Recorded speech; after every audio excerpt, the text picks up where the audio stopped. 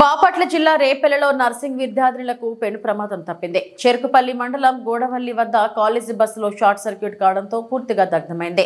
IRS కాలేజీకి చెందిన విద్యార్థినులు రేపల నుంచి గుంటూరు పరీక్షా కేంద్రానికి వెళ్తుండగా ఈ ప్రమాదం చోటు చేసుకుంది.